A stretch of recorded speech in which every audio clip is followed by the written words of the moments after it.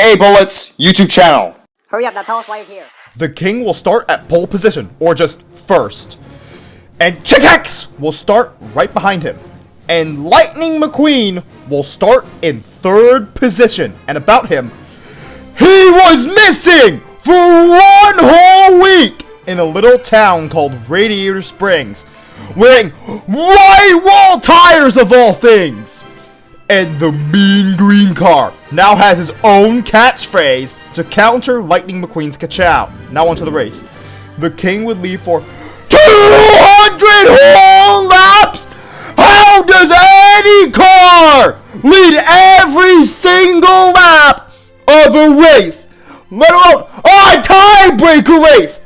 How does any car lead for 200 laps in a row when that's every lap?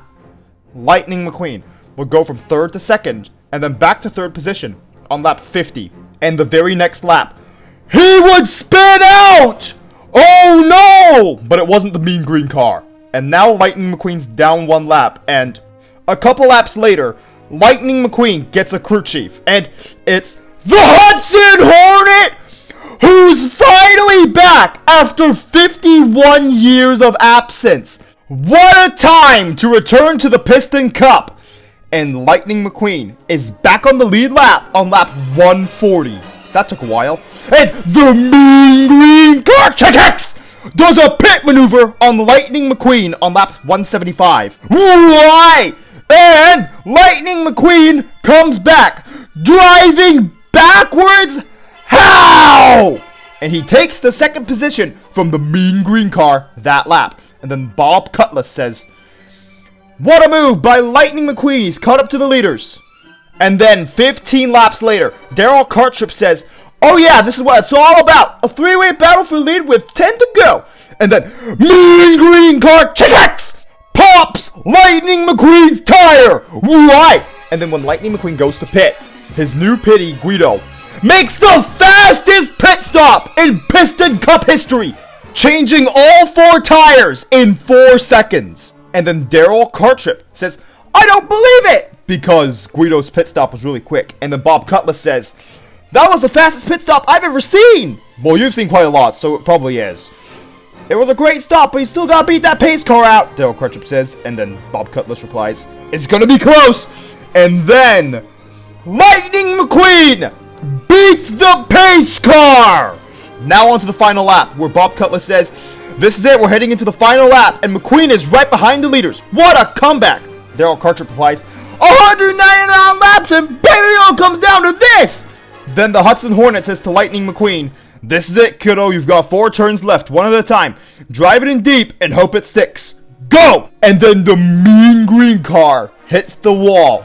Hooray! And then he pushes Lightning McQueen to the grass and then gets the king loose. Why? But Lightning McQueen will use the old 50s trick of turning right to go left to put himself in the lead for the first time this race. And Daryl Cartrip says that Lightning McQueen is gonna win the Piston Cup. But the mean green car Chick X says this to the king. And then he does a pit maneuver on him. Why? And then the king goes airborne on the final lap. And then he flies through the air. And unfortunately, he has a hard crash when he hits the grass. The crowd goes silent. And then Lightning McQueen stops right behind the finish line, which allows Chick X to win the 2005 tiebreaker race in Los Angeles. Why? And then the mean green car begins celebrating his 40th career win. And then Lightning McQueen reverses to where the king is parked. And then the king says to Lightning McQueen, "What are you doing, kid?" And then Lightning McQueen replies, "I think the king should finish his last race." And then the king replies, "You just gave up the Piston Cup. You know that?"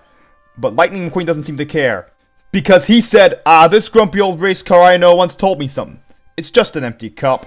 And then Bob Cutlass says, "Daryl, is pushing on the last lap legal?" And then Daryl Cartrip replies, "Hey man, he's not really pushing him. He's just giving a little pump draft. And then the mean green car keeps celebrating his victory. Then he says, hey, what? What's going on?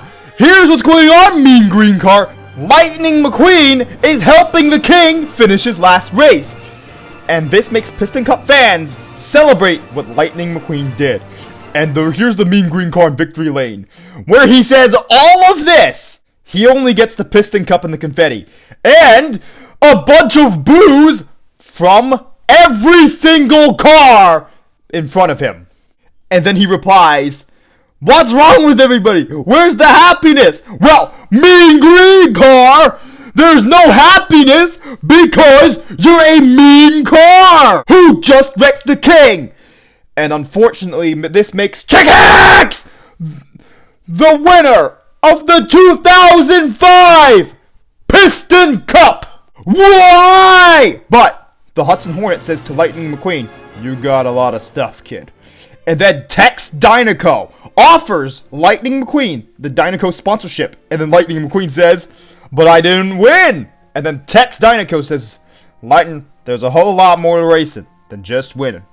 Despite Tex's offer, Lightning McQueen rejects the Dynaco sponsorship. And here is the top 40 in points for the 2005 Piston Cup season. Chick-Hacks is the Piston Cup champion. Hopefully this is the last time that he wins a Piston Cup, which means it's the first time that he beats the king, who comes second in his final season. Lightning McQueen had a very good rookie year, finishing third. And Tony Gasworth, who dominated in the summer months of this season, comes fourth. Hollingus has successfully recovered from his season-ending crash in 2002, finishing fifth in points. Kevin Shiftright misses out on the top 5 as a result. Greg People and Matt Carza stay in the top 10, despite the crash in the Dynaco 400. Same with Carl Edwards and Mark Carton, despite missing the final 2 races. Jeff Gorvette still couldn't fix his bad season because he failed to finish in the top 10. Rusty Wheelhouse finishes 13th in his final season, and Kurt Buschtire finishes 15th despite his suspension. Dale Earnhardt Jr., having a bad season himself, finishes 16th. Chuck Armstrong in 17th. And Ernie Gearson gets himself a top 20 points finish, finishing 19th this season, alongside Billy Oilchanger. Eugene Kobareski had a better season than average, finishing 21st. But Casey Corner and Kyle Buschtire had to miss out on finishing in the top 20. Same with Elliot Draftler. Sage Vanderspin, another rookie, finishes in the top 25, finishing 25th, beating out Michael Cartrip and Jeff Burnton. Winford Bradford Rutherford finishes 29th this season.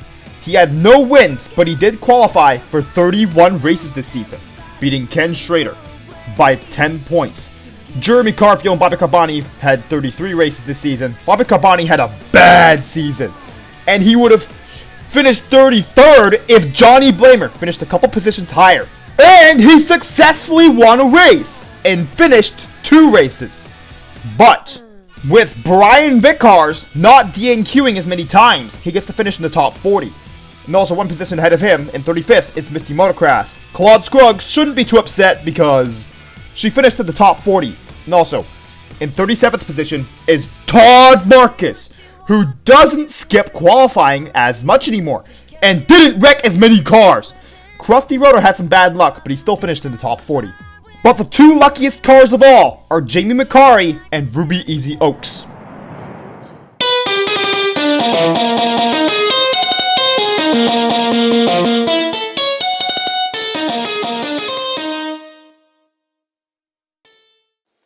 Remember to press the notifications button, which goes ring, ring, ring after you press it. And lightning strikes back, and that's as if you subscribed, of course. And thank you for watching this entire video. The reason Jamie McCarry and Ruby Easy Oaks were extremely lucky is because of the fact that many other cars would have finished in the top 40 if they had DNQ'd one more time. Those cars could have been Casey Gears, Ricky Slood, or even Sterling Carlin, who finished in the next 3 positions. Because in 2005, competition to finish in the top 40 was extremely stiff compared to other seasons gone by. And another fact about the 2005 tiebreaker race in Los Angeles is that 200,000 cars were in attendance for the race, which is one of the highest attendances in Piston Cup history. And the 2006 Florida 500 will be coming out soon enough.